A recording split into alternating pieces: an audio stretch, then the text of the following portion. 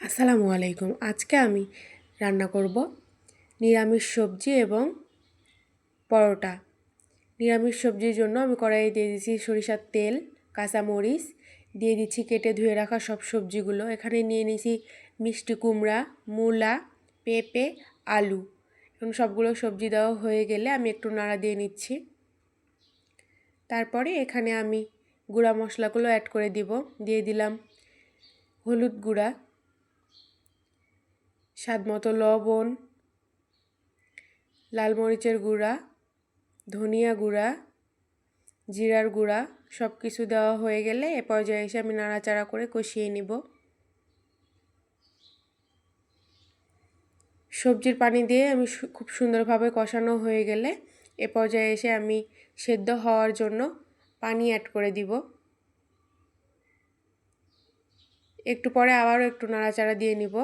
এই তো পানিগুলো শুকিয়ে এসছে। আমি এইরকমই সবজিগুলো রাখবো, যার কারণে আমি এখন নামিয়ে নিব।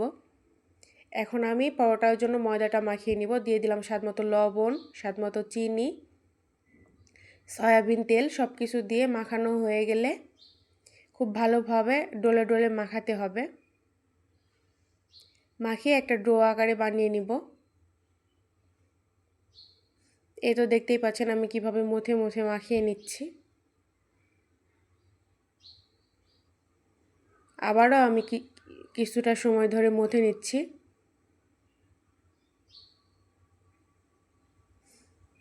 এই সবজি এবং পরোটা খুবই মজা হয় খেতে। এই তো আমি পরোটা আকারে বানিয়ে নিব। আমি প্রথমে রুটির মতো করে বানিয়ে নিব, তারপর পরোটার মতো ভাঁজ দিয়ে নিব। দেখতেই পাচ্ছেন আমি কিভাবে ভাঁজ দিয়ে নিচ্ছি।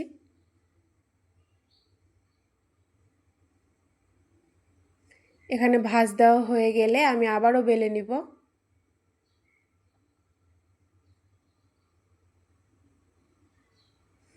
এই রুটি এবং এই পরোটা এবং সবজি আপনারা সকালের নাস্তা হিসাবে পরিবেশন করতে পারেন। এই তো আমার পরোটা বানানো হয়ে গেছে। এখন আমি চুলায় কড়াইয়ে দিয়ে দিলাম সয়াবিন তেল। এবারে তেলটা গরম হয়ে আসলে পরোটাগুলো ছেড়ে দিলাম।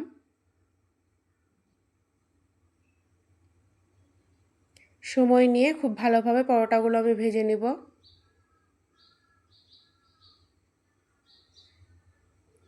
এক পিসটা একটু ভাজা হয়ে গেলে আমি আরেক পিসটা উল্টে দিব।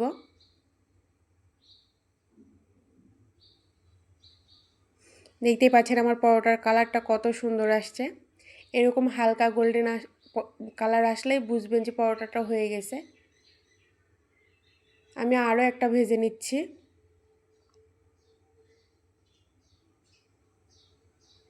পরোটাটা ভাজা হয়ে গেলে উঠিয়ে নিব।